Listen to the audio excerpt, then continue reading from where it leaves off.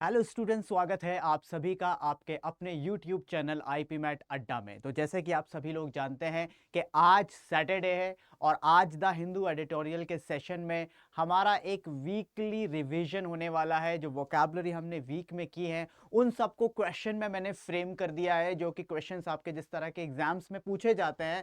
So be ready for that. Every type of questions I have actually embedded in this PPT. So अगर आपको ये questions के answer आते हैं तो इसका मतलब ये है कि आपने बहुत अच्छे से इसको कर लिया है। तो जितने भी बच्चे हमारे साथ लाइव आ चुके हैं तो जल्दी से बता दीजिए क्या हाल है आपके।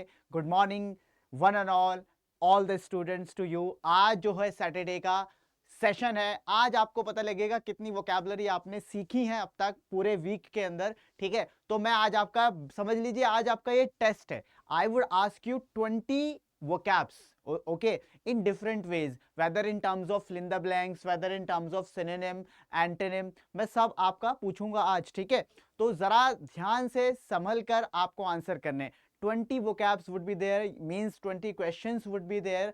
आप अपने आंसर कीजिए और लिखते रहिए कि आपके 20 के अंदर कितने क्वेश्चंस ठीक हुए, और जितने भी क्वेश्चंस आपके फिर ठीक हो जाएं तो सेशन जब एंड हो जाए तो कमेंट में मुझे लिखकर बताना, सर मेरे 20 में से इतने क्वेश्चन ठीक हुए हैं। ठीक है, तो भी हम उनको कुछ ना कुछ सरप्राइज देंगे उन बच्चों को जिन बच्चों के सबसे ज्यादा एक्चुअली वोकैबुलरी ठीक होगी। तो आप जल्दी से इन्हें ठीक कीजिए, इनकी प्रैक्टिस कीजिए। हर क्वेश्चन को मैं आपको 20 सेकेंड्स दूंगा।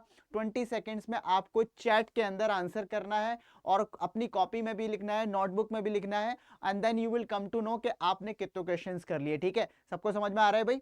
तो क्लियर है सबको? तो शुरुआत करेंगे पहले क्वेश्चन से, और हर एक क्वेश्चन को मैं फिर से आपको बता देता हूं। You will get 20 seconds for each question and your answer would be in your where, in your comment, in your chat box, और आपका जो फाइनल आपका स्कोर होगा वो आप मुझे कमेंट में करके बताएंगे। Is that clear? तो चलो शुरुआत कर देते हैं बिना किसी देरी के। पहला क्वेश्चन ये आपकी आंखों के सामने आ गया है। ठीक है, तो मैं 20 क्वेश्चंस के लिए आपको सॉरी 1 क्वेश्चन स्टार्ट हो गया है और 20 सेकेंड्स ये आपके स्टार्ट हो गए अब। तो जल्दी से इसका आंसर कीजिए सभी बच्चे। क्या होगा? आपको सिनोनिम बताना है।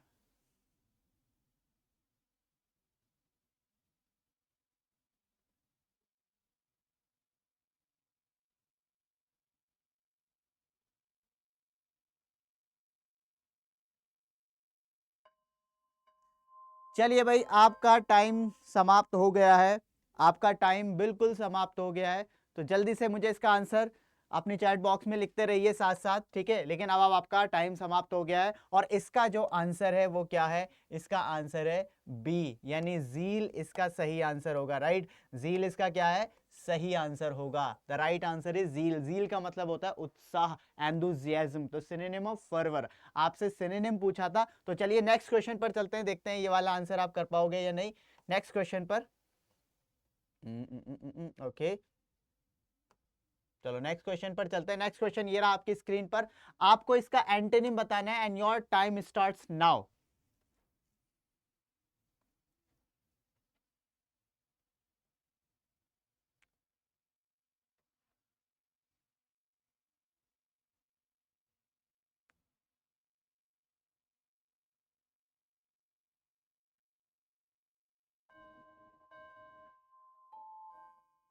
Okay, times up. आपका टाइम खत्म हो गया है और आपसे पूछा था पैरागॉन। पैरागॉन का बेसिकली मीनिंग मैंने जैसे आपको बताया था कि क्या होता है। पैरागॉन का मतलब परफेक्शन होता है। क्या होता है पैरागॉन का मतलब? परफेक्शन, जिसके अंदर कोई कमी ना हो। तो इसका एंटोनिम यानी उल्टा पूछा है, तो इसका आंसर क्या होगा?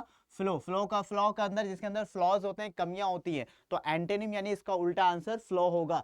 आई गेस सभी का आंसर सही हुआ होगा। तो चलिए बिना किसी देरी के आगे बढ़ते हैं। नेक्स्ट क्वेश्चन ये रहा आपकी स्क्रीन पर। ग्रम्पी, ग्रम्पी का सिनोनिम पूछा है, ग्रम्पी का मीनिंग पूछा है, तो जल्दी से आंसर कीजिए ग्रम्पी का।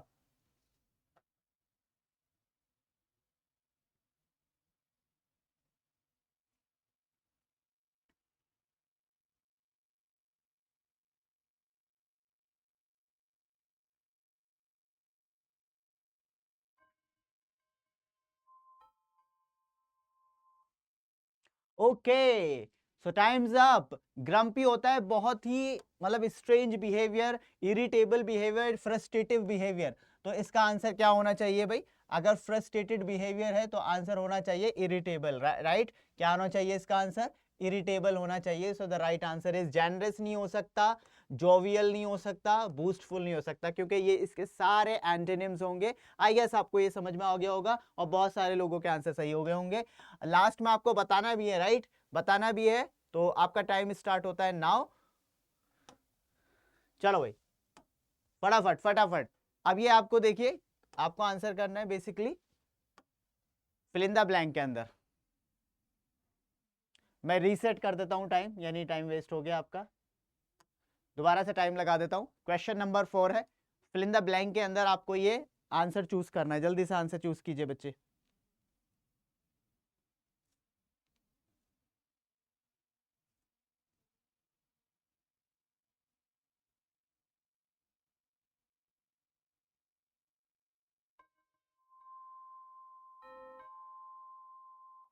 Okay times up. तो पूछा क्या है, जरा देखेंगे क्या कह रहा है। Detective failed to dash the motives, यानी उसका पीछे इरादा क्या था, बिहाइंड द क्राइम, यानी क्राइम के पीछे क्या मोटिव था वो डिटेक्टिव समझ नहीं पाया। तो समझने का सेंस क्या होता है? समझने का सेंस होता है कॉम्प्रीहेंड करना, ठीक है? मैंने आपको बताया भी था, कॉम्प्रीहेंड और एप्रीहेंड, ये दोनों वर्ड जो होते हैं वो बेसिकली, एप्रीहेंड का मतलब एक और होता है पकड़ना, यानी होल्ड करना, सीज करना, राइट? और दूसरा मीनिंग होता है किसी चीज को ग्रास्प करना, किसी चीज को परसीव करना। तो सही आंसर आपका क्या होगा? बी होगा। B is the right answer and I think you got the answer. तो चलिए आगे बढ़ते हैं बिना किसी देरी के। Question number 5 and now your time starts now.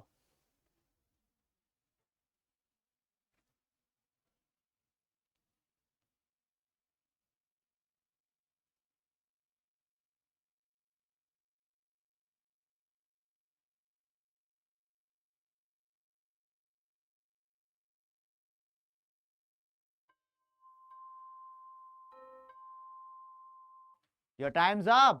चलिए, इनकरेजिबल, इनकरेजिबल का मीनिंग होता है मोस्ट ऑफ द टाइम जिसको हम करेक्ट नहीं कर सकते, जिसको हम सुधार नहीं सकते।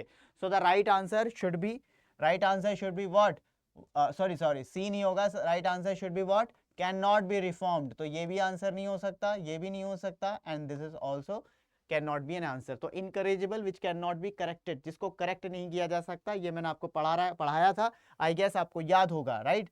चलिए देखते हैं नेक्स्ट क्वेश्चन की तरफ और your time starts now.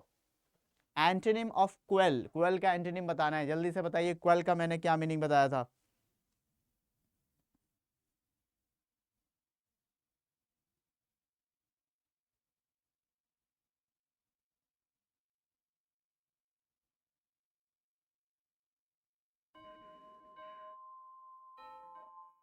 Okay your time's up. So basically they are asking antonym of quell. Quell का बेसिक मीनिंग क्या होता है? किसी चीज को सरपेस करना, यानी दबाना, कंट्रोल करना, कुचलना। तो सरपेस इसका एंटोनिम नहीं, सिनोनिम है।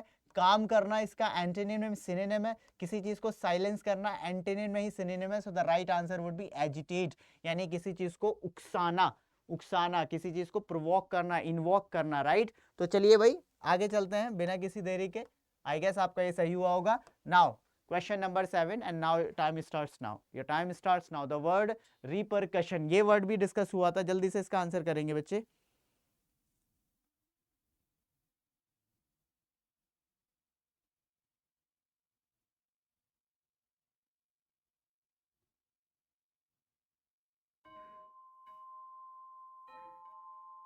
Okay, your time's up. The word is repercussion. Repercussion. What does it mean, repercussion? I told you that repercussion means something that is conclusion, something that is in the end, something that is result, something that is consequence. So the right answer should be consequence, not hidden, not complement, not opportunity, I guess. Okay, so right, आगे बढ़ते हैं next question and your time starts now.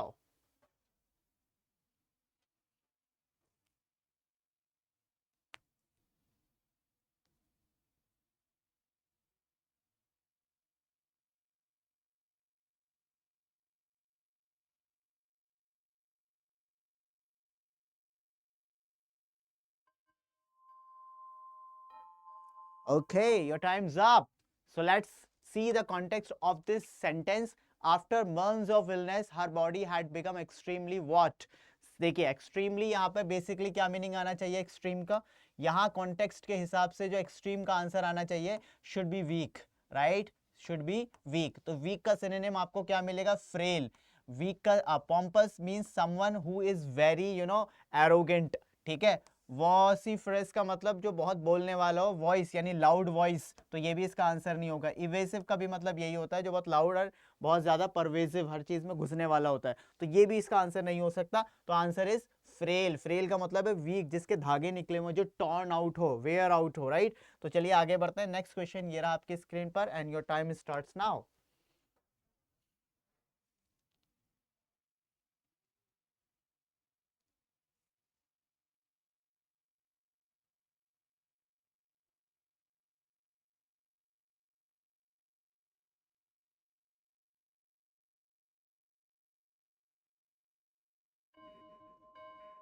Okay, your time's up. So the vocab is insidious. Insidious मतलब जो चीज side में हो, धोखा देने वाली हो और आपको हार्मफुल हो। And that word I also made you learn that word hideous, right. मैंने आपको एक वर्ड सिखाया था आपको हाइडियस भी। तो हाइडियस का मतलब मैंने क्या बताया था, जो चीज छुपा हुआ हो और वो आपके लिए हार्मफुल हो सकता है। सो बेसिकली जो चीज साइड में है, जो चीज छुपी हुई है, वो ऑनेस्ट नहीं हो सकती, हार्मलेस नहीं हो सकती, नोटिस तो बिल्कुल नहीं होगी, वो सटली कॉम्प्लिकेटेड होगी, यानी बहुत ज्यादा कॉम्प्लिकेटेडली हार्मफुल होगी। तो इसका सही आंसर आपका सी होने वाला है। आई गेस आपका सभी का आंसर सही हुआ होगा। सो चलिए नेक्स्ट क्वेश्चन ये रहा आपके स्क्रीन पर। Now your time starts now.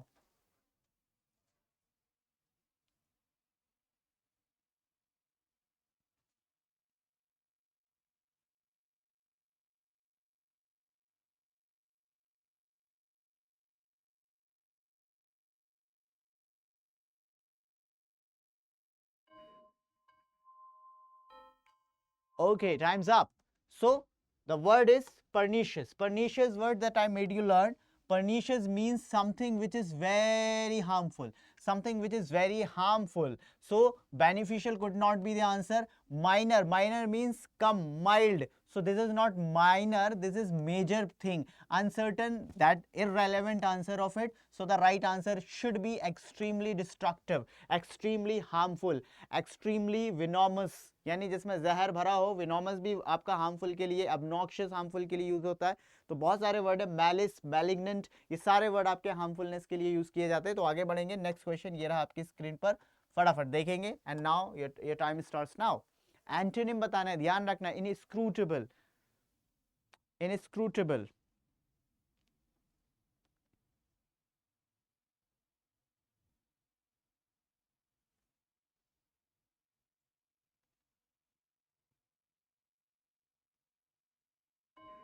Okay, your time's up.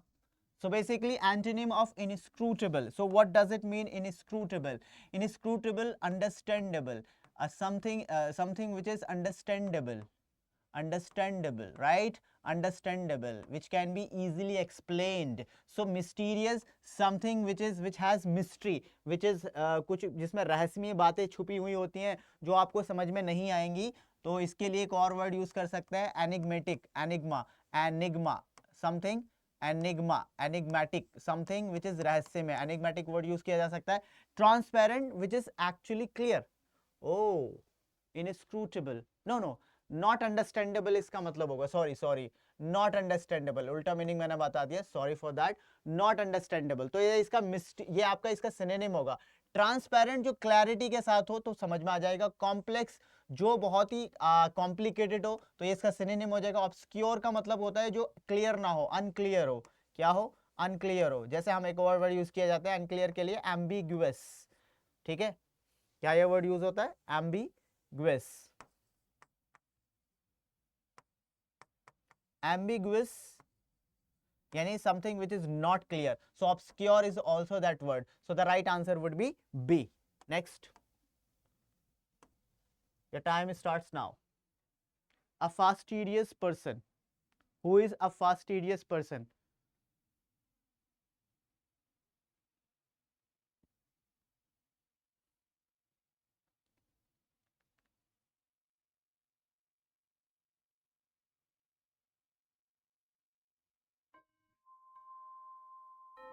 Okay, your time's up. So basically, what does it mean? Fastidious means a person who cannot be easily pleased, जिसको आप बहुत आसानी से खुश नहीं कर सकते. वो एक एक चीज को देखता है, माइनर से माइनर डिटेल देखता है. माइनर से माइनर डिटेल देखने वाला भी जो कंसर्न होता है उसे कहते हैं पिडेंटिक. पिडेंटिक यानी जो माइनर से माइनर रूल भी देखता है उसको पिडेंटिक कहते हैं, राइट. जो केयरलेस तो नहीं हो सकता क्योंकि तो बहुत ही ज्यादा चीजों को देखता है. एक्सेसिवली पर्टिकुलर, बहुत पर्टिकुलर है, तो ये सही आंसर हो सकता है. इजीली प्लीज्ड, वो इजीली प्लीज्ड नहीं होता है. और इमोशनली डिटैच भी नहीं होता. So right answer would be B. I guess आपको समझ में आ गया होगा. नेक्स्ट क्वेश्चन ये रहा आपकी स्क्रीन पर and your time starts now.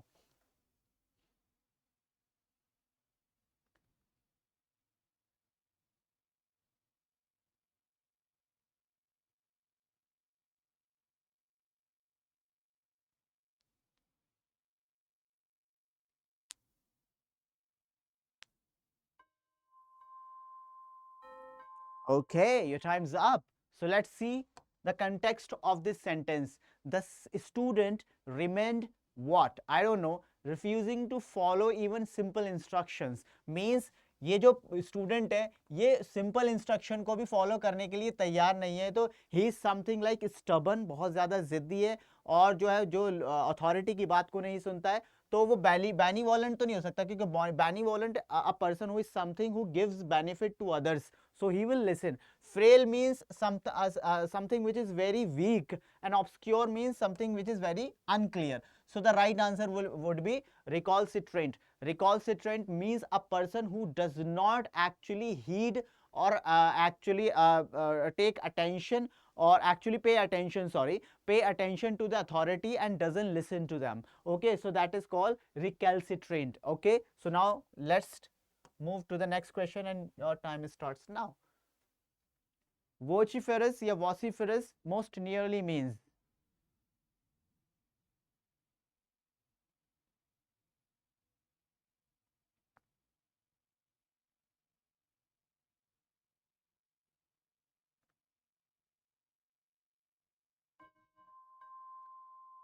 Okay, your time's up. So let's see now what we see that voice. Why I made you learn this word by voice. By voice. So we can say that loud. Loud. Okay. So the loud would be the right answer. Loud and forceful. Not silent. Silent would be the antonym of it. Insincere not could be not antonym, not synonym, and not even delicate. So answer is B. Okay. Your time starts now.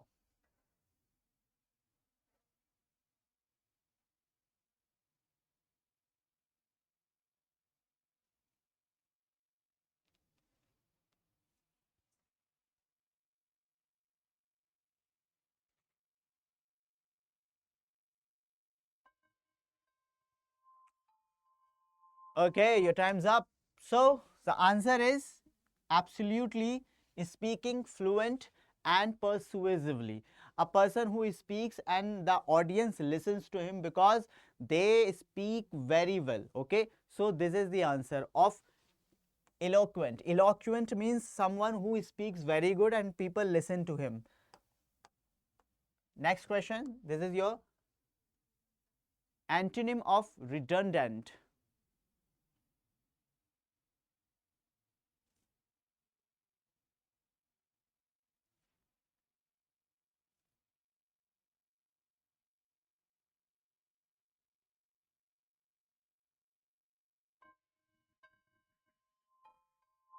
Okay, your time's up. So what does it mean? Redundant. Redundant means uh, unessentially repeated. Something जो बिना ज़रूरत unnecessarily कोई चीज़ repeat होती है तो उसको हम redundant कहते हैं basically. So extra would be the antonym, would be the synonym of this word. Excessive would be the synonym of this word. Essential, that is important, not it is the antonym, so this could be the answer. Peripheral means something which is boundary, something which is boundary related. Peripheral. Okay, so the right answer is C. Okay, question number 17.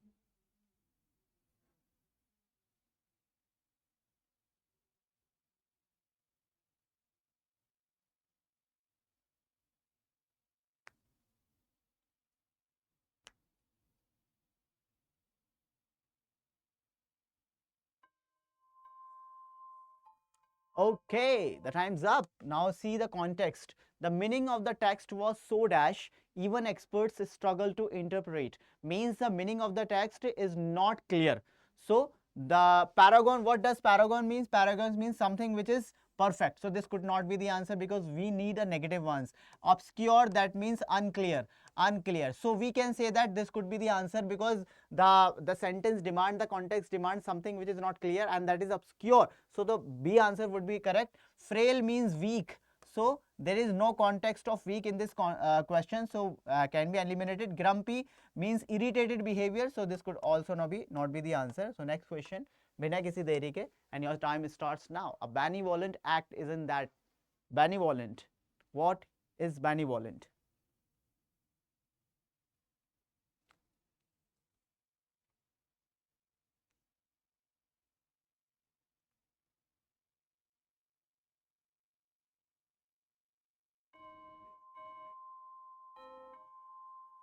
Okay, your time's up. Benevolent word actually made from bene, and that means benefit. Okay, benefit. So a person who gives benefit to other would be called what? A kind person. So A would be the right answer. Not harmful. Redundant means something which is unnecessarily repeated. So this could not be the answer too. Insidious or insidious means something that is very harmful, deceitful. Okay, so that this could also be an answer. And the also word is hideous, also you can say that, which is hidden, जो आपको छुप कर धोखा देने वाला हो. So basically next question is in front of you and your time starts now. Pompous most nearly means pompous.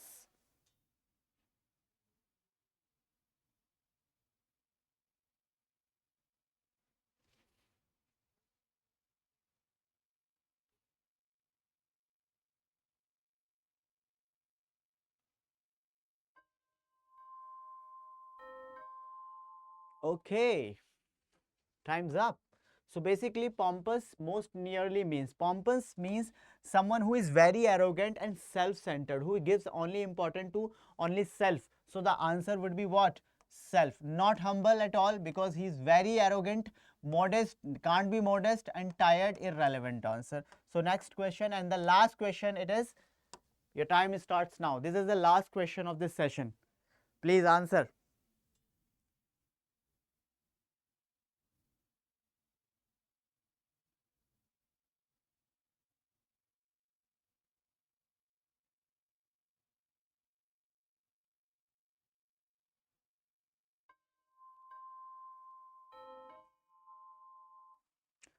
Okay, so basically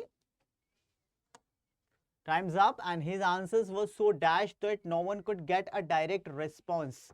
direct response नहीं मिल पाया. ठीक है, तो उसका आंसर बेसिकली क्या था? तो इलिक्वेंट नहीं हो सकता because this is a positive one. Obscure नहीं हो सकता because the answer is not clear, मतलब आंसर ऐसा नहीं है कि क्लियर नहीं था. फास्टिडियस नहीं हो सकता, so the word is evasive. Evasive का मतलब है बहुत ज्यादा इनडायरेक्ट था, बहुत ज्यादा सिंपल. ठीक है, तो basically you have to just do it. Okay, so so these were the 20 questions that we have talked about. Now आपको क्या करना है, जब ये सेशन खत्म हो जाएगा कमेंट के अंदर मुझे बताना है कि 20 में से आपके कितनी वोकैबुलरी ठीक हुई है. दैट फिर मैं आपको देखूंगा, जो बच्चे की ज़्यादा वोकैबुलरी ठीक होगी हम उसको कुछ ना कुछ सरप्राइज देंगे. सो बेसिकली इस सेशन को लाइक कीजिए, सब्सक्राइब कीजिए हमारे चैनल को अगर आप पहली बार आए हो. तो इसी तरह से हम वोकैबुलरी की आपकी प्रैक्टिस कराते हैं ताकि आपको याद रखे. Thank you so much. मिलते हैं हम अपने नेक्स्ट सेशन यानी मंडे को मिलेंगे. और मैं फिर से आपको बता देता हूँ, मंडे को जो हमारा बैच जो आपका द हिंदू एडिटोरियल होगा वो 8 बजे होगा. ठीक है, मंडे को द हिंदू एडिटोरियल आपका 8 बजे होगा. इस बात को मार्क कर लें, सेव कर लें टाइम को. Thank you so much for being here.